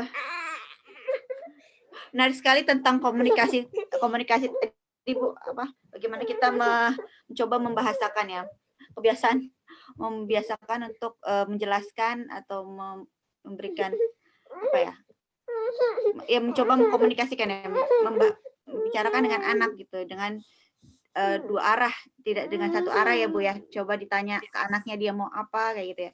Yang tadi berhubungan dengan kesepakatan-kesepakatan yang tadi udah disampaikan oleh Bu Arita. Gimana? Iya. Ada yang perlu apa, semuanya aman-aman aman-aman aja di sana Bu? Aman ini ya aman, ada adik ipar saya lagi lewat sama adik saya. Aman aman, alhamdulillah. Kebetulan Ya, ini Bu Arita ini lagi di rumah sakit sekarang, di rumah karena ayahnya lagi di UGD ya Bu ya. Tapi Iya, masih betul. tetap, Masya Allah, men memenuhi undangan kami untuk mengisi, acara pagi hari ini. Padahal, situasinya lagi seperti Iya, ini ya, Bu. Jazakillah khairan, saya sangat berterima kasih sekali iya. kepada Bu Arita, atas pengorbanannya walaupun masih, di rumah sakit tapi tetap, mau memberikan, ya itu. Ya, jadi tadi Mbak Lani apa tadi apa tentang komunikasi kenapa? Cara berkomunikasi dua arah gitu? Iya, Ya, gimana cara Bu? berkomunikasi dua arah. Kalau saya cukup demokratis orangnya ya, karena memang dari pola asuh orang tua saya dulu memang semua bisa dibicarakan lah istilahnya gitu. Semua bisa kita cari solusinya sama-sama. Cuma harus siap saat anak bertanya dan saat anak mengkritisi kita itu harus siap. Kita harus lapangkan dada kita luas-luasnya. Kalau saya boleh cerita gitu ya, anak saya suatu hari bilang begini. Jadi anak saya ini jajannya satu hari 2.000. Oh sekarang udah naik 3.000. 3.000 rupiah di sana nggak nyampe satu apa euro ya di sana ya. Ya Pound jadi nggak pound sterling. pound sterling ya. Jadi anak saya jajan 3.000 rupiah. Mungkin di sana berapa sen kali gitu ya. Iya. Sedangkan teman-temannya itu jajan sudah 10.000 gitu. Suatu hari anak saya datang ke saya karena memang dia diajarkan berkomunikasi dari kecil. Dia datang begini. Kalau tahu filmnya SpongeBob, itu kan ada satu karakter namanya Mr. Krab. Suatu hari anak saya, Abidah, 8 tahun, bilang gini, Umi tahu nggak sih, Umi itu kayak Mr. Krab. Saya tuh dalam hati, bawahnya, ya Allah Kak, kalau ngomong gini tuh gitu ya, maksud saya gitu ya, kalau ngomong gini tuh lihat-lihat apa hati Umi lagi enak atau enggak kok tiba-tiba dibilang kayak Mr. Krab. Saya tanya, emang Umi beneran kayak Mr. Krab menurut kakak? Iya, Umi tuh kayak Mr. Krab. Apanya yang sama kak? Umi tahu nggak, Mr. Krab itu suka ngebatasin gajinya SpongeBob. Jadi Umi dibilang suka membatasi gajinya SpongeBob. Kenapa sih nggak dikasih uang aja? Akhirnya saya jelaskan gini, kalau saya kalau saya orangnya apa sih nggak terima omongan anak kayak begitu kan pasti marah. Emang nggak ada yang lain apa yang lebih bagus dari ini? Emang gimana banget sih sama Mr. Krab kan jelek ya karakternya pelit gitu kan, terus galak gitu ya. Memang saya juga sih kalau dipikir-pikir ya. Tapi saat itu saya tahu oh ternyata si kakak ini anak pertama saya ini pengen uang jajannya lebih loh gitu. Akhirnya saya bilang, kakak jajan memang 3.000 tapi saat Umi mau jajan kan kakak Umi kasih. Dia mikir gitu kan, oh, iya ya gitu kan. Atau kalau Umi lagi ada rezeki kan kakak juga kecipratan. Oh iya ya Mi gitu. Kalau Umi lagi kepengen makan bakso kan kakak Umi beliin. Jadi Umi sama nggak sama Mr. Krab? Ya enggak ya Mi, bagusan Umi. Nah itu tahu gitu. Jadi memang memang harus kayak begitu. Harus lapangkan hati seluas-luasnya. Karena ya resiko kalau kita mengajarkan anak kita untuk berani bicara, resiko someday gitu dia akan ngomong hal-hal yang di luar nalar kita. Sampai pernah saya kapan hari keceplosan gitu, lagi jalan di flyover Depok gitu, kemudian ada mbak-mbak berambut panjang, menurut saya rambutnya bagus banget ya. Tapi karena saya terapkan dari kecil pada anak saya kalau yang cantik itu yang pakai jilbab, maka saat saya keceplosan, "Ih, ya Allah rambutnya Mbak itu bagus banget." Dia bilangnya apa? Itu dia masih 6 tahun setengah. Dia bilang gini, "Istighfar Umi." Loh kan saya langsung kaget, itu lagi di atas motor, "Istighfar Umi, orang buka aurat gitu dibilang cantik." Nah, jadi kita harus siap dengan konsekuensinya bahwa kita membiarkan anak kita berkomunikasi dengan baik, maka, harus lapangkan hati seluas-luas. Karena someday suatu hari pasti dia akan mengkritisi, gitu. Jadi caranya dari kecil. Maka anak saya boleh, mmm, kalau kalau saya minta tolong dan dia tidak mau melakukan apa yang saya minta tolong. Misalnya saya bilang, "Kakak tolong ambilin air minum." gitu kan, kakak tolong ambilin air minum dong gitu. Terus dia tidak mau, maka saya bilang ngomong ke Umi, sampaikan ke Umi kalau kakak nggak mau. Maka betul kalau kalau dia sedang tidak ingin membantu saya, maka dia, kakak Umi, kakak nggak pengen ngambilin Umi air minum, boleh nggak Umi ngambilin sendiri. Itu kalau orang tua yang ya gimana gitu ya, itu akan astagfirullahaladzim, anak ini kenapa ya susah banget, akan seperti itu. Tapi karena saya ngajarin dari kecil, silakan sampaikan yang kamu mau dengan cara yang baik. Ya bil ahsan, dengan cara yang baik. Kan dia nggak bilang, Umi ambil sendiri deh, kan tidak. Ya maaf Umi, kakak lagi nggak mau ambilin Umi, itu kan dengan cara yang baik. Beda caranya dengan, ya elah Umi, Umi ambil sendiri aja deh, kan beda. Nah jadi seperti itu caranya berkomunikasi. Lapangkan hati, kemudian siapkan mental karena pasti akan ada lintasan-lintasan kalimat yang akan membuat kita kaget gitu. Tapi konsekuensinya. Enaknya adalah anak saya selalu, insya Allah, selama ini selalu menceritakan apapun yang dia alami. Jadi saya nggak perlu capek ngorek-ngorek. Tadi habis ngapain gitu, enggak. Nah karena saya biasakan anak pertama saya ini, maka anak kedua saya ngikutin cara kakaknya. Nah itu subhanallah banget, masya Allah banget menurut saya sebuah anugerah yang Allah berikan gitu. Karena saya sudah menanamkan lewat anak pertama yang tanpa sadar mendidik adiknya gitu. Jadi itu luar biasa banget. Bahkan karena saya tidak punya TV, maka anak saya ini suka pulang nanya, Umi, boleh nggak kakak numpang nonton? Nah terus orang yang ditumpangin tonton ini WA, Umi, ini Abida izin boleh numpang nonton nggak? Kalau nggak boleh, saya suruh pulang. Saya bilang boleh, tapi nonton apa dulu? Jangan nonton sinetron, jangan nonton berita. Selain itu silakan. Jadi syaratnya itu, tidak nonton sinetron, tidak nonton berita. Gitu. Sama ya gosip-gosip gitu kan masuknya dalam berita ya, anak saya taunya itu berita. Jadi kurang lebih seperti itu caranya berkomunikasi. Kalau ditanya awalnya dari mana? Awalnya dari saya ingin anak saya terbuka sama saya. Dah gitu aja sih. Gampangnya gitu Mbak Lani. Iya, ya, jazakillah khair. Oh, itu agak sulit ya kalau nggak terbiasa dari kecil berarti ya harus dibangun, Iya. harus dirubah pola komunikasinya berarti ke anak ya. Iya, betul. Ini ada pertanyaan lagi, ada 2 pertanyaan lagi nih dari peserta Bulia. Yang pertama, jika komunikasi dengan anak berumur di bawah 5 tahun itu apakah sama dengan contoh yang tadi Ibu berikan? Ataukah ada tips khusus cara berkomunikasi dengan anak yang di bawah 5 tahun? Yang tadi saya berikan itu yang yang tadi saya berikan itu yang poin yang mana? Yang ditanyakan sama atau tidak? Kayaknya tadi yang berarti sebelum barusan ya? Berarti sebelum barusan itu tadi, kesepakatan itu loh kayaknya, Bu. Oh, kesepakatan. Berkomunikasi dalam rangka membentuk kesepakatan itu kayaknya dikaitkan bagaimana caranya untuk membangun kesepakatan itu dengan anak di bawah umur 5 tahun. Setelah anak bisa berbicara, maka kesepakatan-kesepakatan ini sudah mulai bisa dibangun. Jadi tidak ada batasan kalau usia sekian baru bisa dikomunikasikan, tidak. Jadi setelah anak ini bisa berkomunikasi 2 arah, dia bicara kemudian kita ngerti maknanya apa, maka kesepakatan itu sudah mulai bisa dibangun. Sebagai contohnya, saya punya anak balita, usianya saat ini 2,5 tahun, namanya Abrisam, anak laki-laki ya. Seperti yang kita ketahui bersama, anak laki-laki agak lebih ekstra, ekstra lincah gitu kan, ekstra.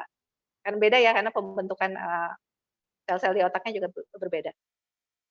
Anak saya ini sudah bisa disepakati jika mau keluarin mainan, gimana ya? Jika dia mau main maka harus rapikan. Kesepakatannya begitu. Kalau mau main, kan kalau main itu kan tanda kutip diberantakin gitu ya, maka harus merapikan. Terus kesepakatannya kalau sudah merapikan, kalau belum bisa maka Umi akan bantu. Jadi nggak langsung dia disuruh ngerapihin mainannya sendiri yang sekeranjang itu, tidak, tetap dibantu. Kemudian agar dia terbiasa, agar dia menikmati merapikan mainan, maka diselingi dengan nyanyian. Dan ini masih bisa diterapkan sampai bahkan anak saya yang agak gede itu kalau karena dari kecil sering dinyanyiin begini gitu ya, dia jadi kalau rapikan mainan itu biasanya sambil bersenandung. Jadi itu anak saya 2,5 tahun sudah bisa merapikan mainan. Maka saat mau merapikan mainan itu saya kasih nyanyian. Disepakatinya begini, Umi bantu, nih Abrisam nih ya, berantakin apa nih? Rapikan gitu. Nggak mau, wah segala rupa kan dia bilang, Umi aja, ya Umi sama Abrisam, Umi bantu ya, gitu. Sambil masukin mainan itu sambil nyanyiin, nyanyinya kurang lebih gini, rapi, ayo rapi, masukkan mainannya ke tempat semula. Sebenarnya saya kan lagi nyuruh dia ngerapihin ya, tapi kan dia tanpa sadar ngerapihin juga. Dan dia kan semakin nanti kan, iramanya tuh ketukan lagunya tuh dibikin cepet. Semakin cepet tuh dia masukin mainannya tuh semakin tergesa, tanpa disadari. Ya itu. Jadi komunikasi ini, kesepakatan-kesepakatan ini bisa diterapkan dari anak sudah, sanggup menerima, sudah mampu berkomunikasi dengan kita, secara 2 arah. Jadi gitu Bu Lia ya. Jadi anak saya yang pertama itu dari dia bisa ngomong itu udah dikasih aturan-aturan gitu. Anak saya yang kedua karena sudah mengikuti kakaknya jadi lebih mudah lagi alhamdulillah aturannya. Kurang lebih begitu Bu Lia. Ya, terima kasih banyak, jazakillah khair sekali lagi, Bu Arita. Iya. Mudah-mudahan terjawab ya Bu Lia, pertanyaannya. Jadi dengan contoh dengan memberikan aktivitas-aktivitas tambahan ya, jadi nggak cuma sekedar komunikasi disampaikan aja harus bersih-bersih, tapi sambil diajak nyanyi, sambil diajak main kayak gitu ya Bu ya. Dibantuin juga awalnya gitu ya. Kemudian Ya, diberi contoh dan menarik ya. Itu juga diterapkan kepada anak saya yang pertama. Kalau dia berantakin sesuatu, maka dia harus rapikan. Dan dia kan sudah saya kasih coros ya, udah dikasih tanggung jawab gitu ya. Misalnya kayak dan dia sudah sepakati buka jendela. Kakak mau nggak buka tutup jendela setiap hari gitu. Saat dia tidak lakukan, maka tidak akan saya tolong. Karena tugasnya. Nah, ini yang orang tua Indonesia ya, biasa ya begitu ya. Kasih konsekuensi tapi dijalanin lagi, ngebatasin jangan main HP, anaknya nangis dikit, ngambek dikit, dikasih lagi. Anak-anak jadi tahu, itu akan jadi senjata. Oh, ternyata orang tua saya lemah ya, kalau saya teriak, kalau saya gulung-gulung badan di lantai, kalau saya nangis sampai muntah, orang tua saya akan lemah. Dan anak saya pernah mencoba, dua-duanya pernah mencoba cara itu, saya cuekin. Jadi dia tahu, ya Allah, umi saya susah banget sih ini ditembusnya gitu, nggak kena dengan cara-cara seperti ini. Misalnya jajan ke swalayan, tujuannya apa, mau beli apa. Tapi sampai sana tujuannya berubah. Maka sampai dia nangis pun, saya nggak akan mengikuti apa yang dia mau. Jadi dia tahu, oh orang tua saya tidak main-main. Gitu. Kenapa ada anak-anak yang pandai dikit-dikit nangis, karena tahu orang tuanya lemah dengan tangisan. Makanya jadi senjata deh gitu. Jadi Bu Lia semoga bisa menerapkan batasan-batasan kepada anak dan konsisten dengan konsekuensi yang sudah diberikan. Iya ya Pak. Ya, jazakillah khair Bu, Bu Lia juga sudah mengerti sepertinya jawaban dari Bu Arita. Kemudian pertanyaan berikutnya ini ada dari Bu Najmila Bu Najmila ya. Bagaimana jika yang tidak disiplin tentang kesepakatan waktu bebas gadget adalah bapaknya anak-anak? Ya, apakah ada yang baik untuk semua itu? Terima kasih. Ya, ini memang kelemahan para bapak. Bermudah-mudah dalam pembentukan karakter anak itu kelemahan para bapak. Jadi bagaimana kalau yang tidak disiplin adalah bapaknya? Pertama biarkan sampai kena batunya lah istilahnya gitu. Kalau yang memudahkan dalam bermain gadget misalnya bapaknya, maka saat prestasi anak menurun itu kan pasti akan terjadi ya. Kalau anak keseringan main handphone, main gadget, entah nanti dia pakai kacamata akhirnya. Ya kan ada konsekuensi yang didapat dari kemudahan yang ayah tadi kasih gitu ya, dari kemudahan yang ayah berikan. Ya udah, oke, ikut aturan ayah. Tapi Bunda cuma kasih tahu kalau suatu hari ada hal buruk yang terjadi dari situ, Bunda berlepas diri dari aturan yang ayah berikan. Anak pasti akan cari yang lebih memudahkan untuk diri. Ada dua, yang ibu tegas, misalnya penuh peraturan dan sebagainya, yang ayah agak lebih lunak banget mungkin ya. Maka anak pasti akan lari ke ayah. Nanti suatu hari pasti ada dampak yang terjadi dari hal-hal yang ayah berikan izin tadi, yang diizini oleh ayah, yang diizinkan oleh ayah. Maka nanti saat sudah timbul kemudorotannya, maka sampaikan yang sudah ayah berikan seperti ini dengan hasil seperti ini. Boleh nggak diperbaiki itu? Tapi pasti akan ada yang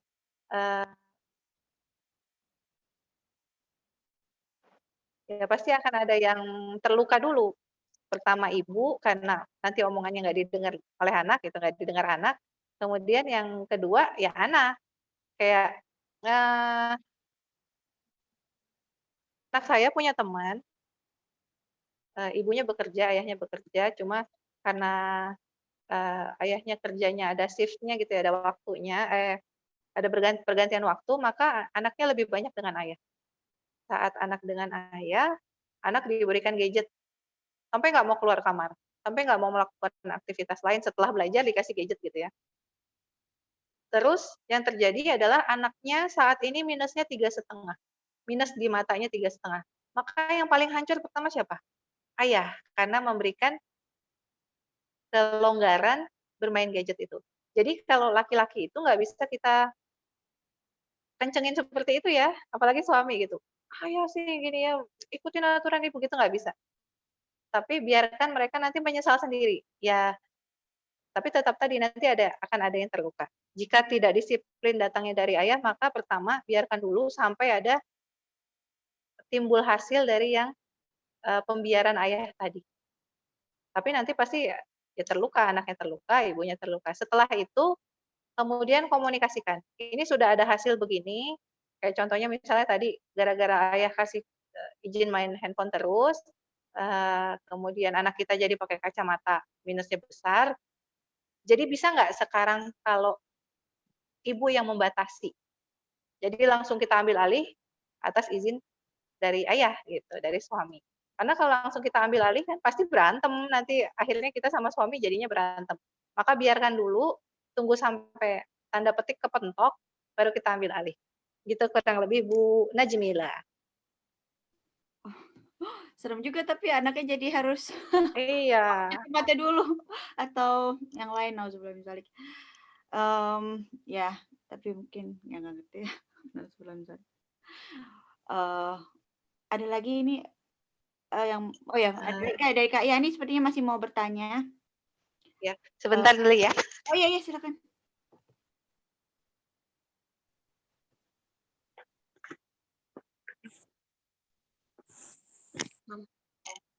Ya, maaf. Apa tadi Mbak Lani?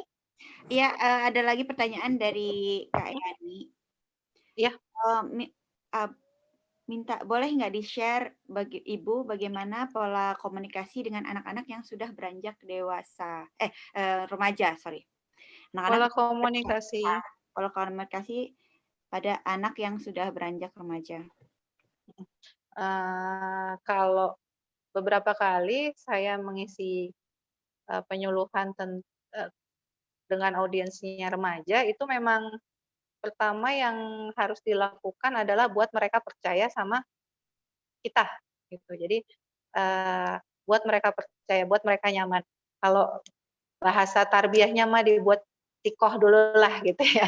Dibuat sikoh dulu biar kita bisa memberikan input-input positif. Nah, kemudian harus disadari anak remaja itu mood-nya memang sedang tidak stabil. Jadi kalau terlalu dimanja, mereka ngerasa saya bukan anak kecil, terlalu dibebaskan, mereka merasa gimana sih orang tua saya, kan saya masih kecil. Jadi serba salah nih kalau komunikasi dengan anak-anak remaja. Maka caranya adalah tarik ulur, ya seperti main layangan gitu deh ya. Jadi saat mereka terlalu bebas, ditarik gitu, diberi apa ya, diberikan informasi-informasi yang tentunya tidak menggurui, ya diberikan dengan cara santai.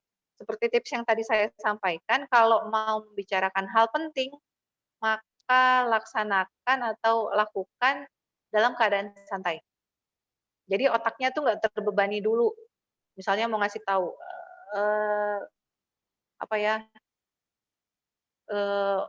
kita ambil contoh tentang kalau remaja ini biasanya suka pada lawan jenis, ya, suka pada lawan jenis. Kalau kita melarangnya seperti ini, nggak boleh suka sama lawan jenis, dosa, masuk neraka, zina, wah sebagainya, itu pasti mereka menjauh.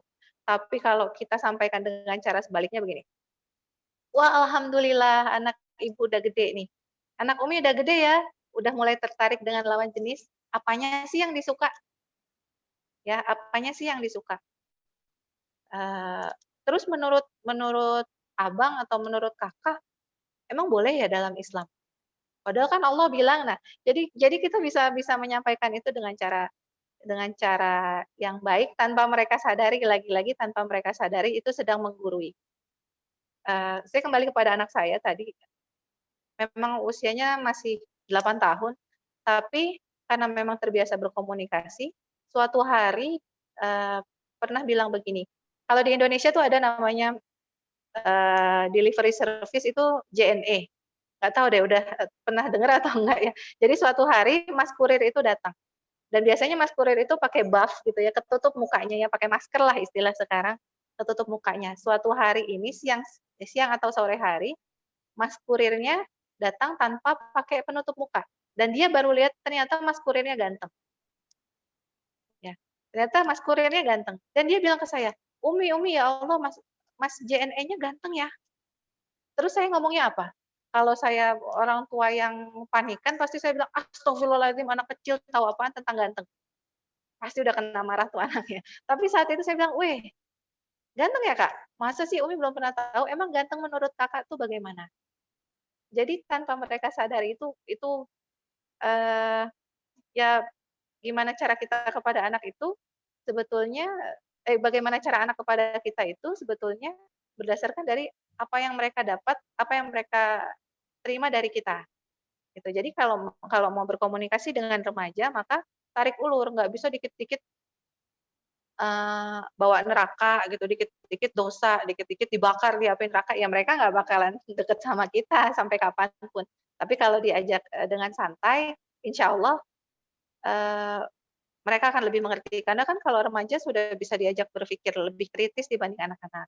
Kurang lebih begitu, Bu Yani tadi ya, Bu Yani. Ya, jazakillah khairan Bu Arita atas penjelasannya. Menarik ya, udah banyak sekali. Ini topiknya lebih mengarah ke komunikasi nih ya sepertinya nih. Iya, jadinya komunikasi ya, Tapi membuat batasan tadi ya. batas-batasan itu kayaknya sangat ini ya. Jadi mungkin untuk sebagian dari kita itu suatu yang sulit. Mungkin karena cara pendidikan kita sendiri waktu kecilnya itu tidak dibiasakan untuk berkomunikasi dua arah gitu dengan orang tua ya, atau saya sendiri bukan orang lain. Jadi ketika harus mencoba mengaplikasikan cara komunikasi ya, karena kita udah tahu sekarang kan gimana caranya menjaga supaya anak itu bisa tetap terbuka, kita harus menjalin komunikasi gitu dengan anak. Terus jadi pengen, tapi kita juga contohnya tidak seperti itu gitu. Kita dibesarkan dengan cara yang satu arah gitu, komunikasinya tidak dua arah gitu. Jadi agak sulit untuk menyeimbangkan, merubah kebiasaan-kebiasaan yang sudah kita punya gitu dari kecil untuk diaplikasikan berbeda ke anak kita gitu. Iya, jadi mata rantai itu memang harus segera diputus. Kalau tidak diputus nanti hasilnya luka-luka yang kita terima dari orang tua itu akan diterima juga sama anak-anak kita. Kan kita tahu nggak enaknya didengar, tidak enaknya tidak didengar, tidak enaknya tidak punya suara, tidak enaknya tidak dianggap. Keputusan mutlak dari orang tua itu kan tidak enak. Jadi harus diubah agar anak kita merasa, oh saya ternyata dibutuhkan. saya ternyata bermanfaat, saya ternyata punya harga diri, saya ternyata masih didengar oleh orang tua. Dan satu lagi, pesan saya kepada para orang tua bahwa orang tua tidak selalu benar. Ya.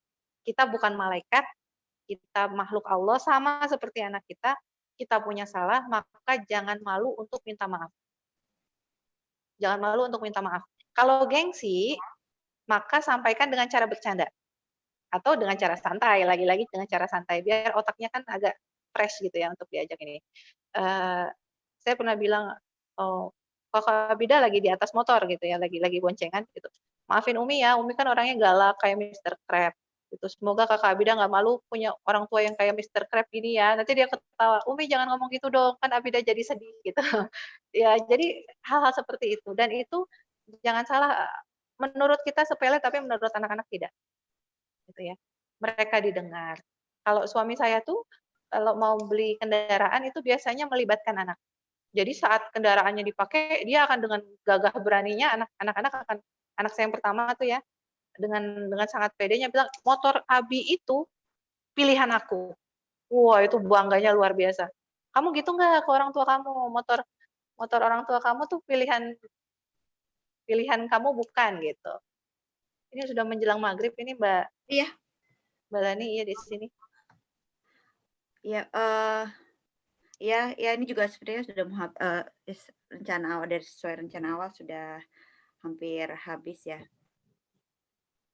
Iya. Ya, jazakillah khairan katsira atas pemaparan jawabnya juga pada para peserta yang sudah berpartisipasi aktif dalam bertanya. Terima kasih banyak, jazakumullah khairan katsira. Untuk kita sudahi sesi tanya jawab kita hari ini.